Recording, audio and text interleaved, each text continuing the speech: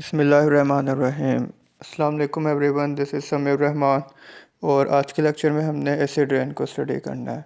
तो पहले पार्ट में हमने ये देखना है कि एसिड रेन एक्चुअली बनती कैसे है, और दूसरे पार्ट में हमने ये देखना है कि इसके इफ़ेक्ट्स क्या हैं, इसके जितने भी नेगेटिव इफ़ेक्ट्स हैं, नेगेटिव इम्पैक्ट्स हैं, उसको देखना है कि वो क्या होते हैं।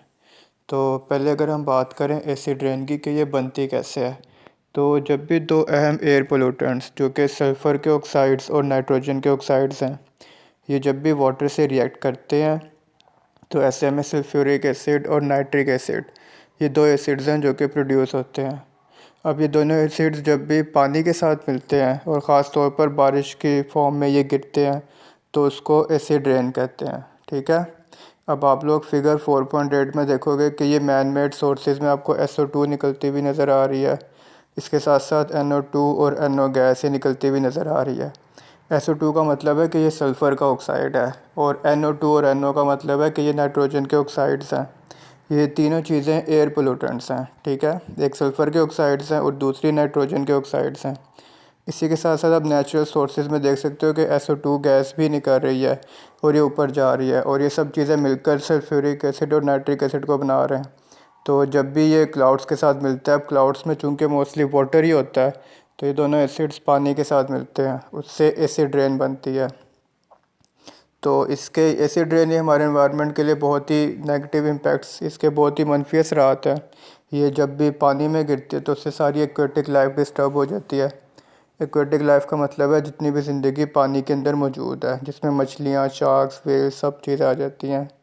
फिर यही पानी जब दरख्तों में गिरता है तो वहाँ से भी सारी वो हरियाली, वेजिटेशन वगैरह वो ख़त्म होना शुरू हो जाती है। जब भी बिल्डिंग्स में गिरती है तो वहाँ पे कोरोजन होना शुरू हो जाती है, वो पार्ट्स टूटने शुरू हो जाते हैं। और अगर किसी रिंग पे गिर जाए या किसी भी इस तरह की लोहे की चीज़ पे बन जाए तो उधर रस्टिंग होना शुरू हो जाती है। रस्टिंग का मतलब होता है जंग लगना। कोरोजन होना शुरू हो जाती है, इरोजन होना शुरू हो जाती है। तो बुक रीडिंग स्टार्ट करते हैं। सबसे पहले तो वो यही कह रहा है, sulphur dioxide and oxides of nitrogen are present in the atmosphere as air pollutants. हाँ, हमने स्टार्ट में ही एयर पोल्यूटेंट्स पढ़े थे, तो इसमें दो अहम एयर पोल्यूटेंट्स जो कि सल्फ़र डाइऑक्साइड है और नाइट्रोजन के ऑक्साइड्स हैं, ये हमारे एटमॉस्फेयर में मौजूद हैं as an air pollutant. They get dissolved in water vapours in clouds and turn into acids like sulphuric acids and nitric acids. अब यहाँ पे एक टर्म यूज़ हुई हुई है वाटर वेपर्स की। तो जब भी वाटर आपके पास सॉलिड फॉर्म में होता है उसको हम आइस कहते हैं, जब भी लिक्विड फॉर्म में होता है उसको वाटर कहते हैं। इसी तरह जब भी गैशियस फेज़ में होता है, जो कि स्टीम फॉर्म में भी होता है, तो इस केस में हम इसको वाटर वेपर्स कहते हैं। वाटर वेपर्स का मतलब ये है कि एक्चुअली स्टीम ही है, वाटर बहुत हाई टेम्परेचर पे मौजूद है और गैशियस फेज़ में है। तो जब भी वाटर वेपर्स में सल्फ़र डाइऑक्साइड्स या नाइट्रोजन के ऑक्साइड्स ये मिल जाते हैं इन क्लाउड्स, बादलों में, एंड टर्न इनटू एसिड्स, तो ये एसिड्स में चेंज होना शुरू हो जाते हैं, like sulphuric acid and nitric acid. These acids makes the rain water acidic. अब ये जो दोनों तेज़ाब हैं, इनकी वजह से जो बारिश का पानी है वो एसिडिक होना शुरू हो जाता है, जिसको आप फिगर 4.8 में भी देख सकते हो। The effects of acid rain on animals, plants and buildings are shown in the figure 4.9। अब इसके जितने भी इफ़ेक्ट्स हैं वो आप फिगर 4.9 में देख सकते हो कि एक तो है fish killed by acid rain water, जिसमें ये मछलियाँ मरी हुई इन्होंने दिखाई हुई हैं। Effects of acid rain on trees में आप लोग ये देख सकते हो सिर्फ ब्राउन कलर के उनके वो रूट्स या स्टेम्स ही हैं, लेकिन उस पर कोई भी पत्ते वगैरह नज़र नहीं आ रहे। तो वो इसलिए नहीं आ रहे कि उस पर एसिड रेन गिर गई है। Stone work erosion caused by acid rain.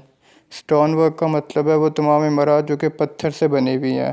Erosion कटाव को कहते हैं या गलने सड़ने को कहते हैं। ठीक है। तो जब भी ये बारिश का पानी इन ये पत्थर की बनी हुई चीज़ों पे गिरता है तो वो चीज़ें टूटना शुरू हो जाती हैं। Corrosion of metals caused by acid rain. Metals जब भी गलना सड़ना शुरू हो जाते हैं तो उसके लिए कोरोजन का वर्ड यूज़ होता है। ठीक है। कोरोजन और इरोजन ये दोनों सेम ही टर्म्स हैं, इसका मतलब कटाव ही है, यानी कि रस्टिंग वगैरह। पे नंबर तो acid rain kills the aquatic life in rivers, lakes and ponds etcetera. Aquatic life, aqua का मतलब वाटर होता है, तो एक्वेटिक लाइफ का मतलब वो तमाम जानदार जो कि पानी में ज़िंदा रहते हैं। ठीक है। It destroys the leaves and barks of the trees. Barks का मतलब होता है दरख्तों की छाल वगैरह, दरख्तों की जो भी आउटर स्किन होती है जिसको आप टच करते हो वो बार्क होती है, ठीक है। तो डिस्ट्रॉय का मतलब होता है तबाह कर देना। It crores the metals and the stones used in buildings. Crore का मतलब जैसे मैंने आपको भी पहले बताया, ये कटाव को कहते हैं, ठीक है, गलने सड़ने को कहते हैं। यही बारिश का पानी अगर मेटल्स पे गिरना शुरू हो जाए तो करोजन होना शुरू हो जाती है। And the stone used in buildings, और इमारतों को बनाने में भी जो पत्थर वगैरह यूज़ होते हैं अगर उनमें एसिड रेन गिर जाए तो वो भी टूटना शुरू कर देती हैं। The acid rain water flowing into fields makes the soil acidic. यही एसिड रेन का पानी अगर गलती से खेतों में गिर जाए तो उससे हमारी सारी जो वो ज़मीन है वो एसिडिक हो जाती है। आपको पता है खेतों में काश्तकारी के लिए हमें एक फर्टिलाइज ज़मीन चाहिए होती है, लेकिन अगर उसमें गलती से ये एसिड रेन का पानी गिर जाए तो वो एसिडिक हो जाएगी सॉइल, जिसकी वजह से फसलें सही से उग नहीं पाएंगी। The crops do not grow well in acidic soil, ठीक है। Micro organisms present in soil are also affected by acid rain. काफ़ी सारे ऐसे माइक्रो ऑर्गेनिजम्स हैं, माइक्रो का मतलब है छोटे, ऐसे ऑर्गेनिज्म जिनको आप अपनी आंखों से नहीं देख सकते, ठीक है।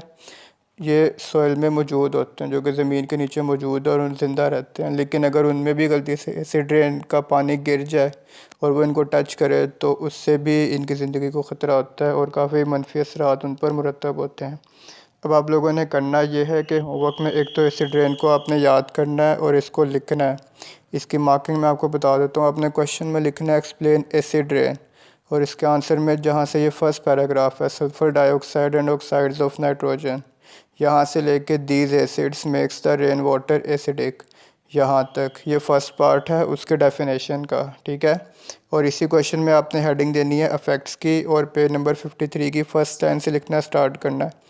Acid rain kills the aquatic life in rivers, यहाँ से लेके are also affected by acid rain यहाँ तक। ये कंप्लीट एक लॉन्ग क्वेश्चन है, इसको आपने लिखना है और याद भी करना है।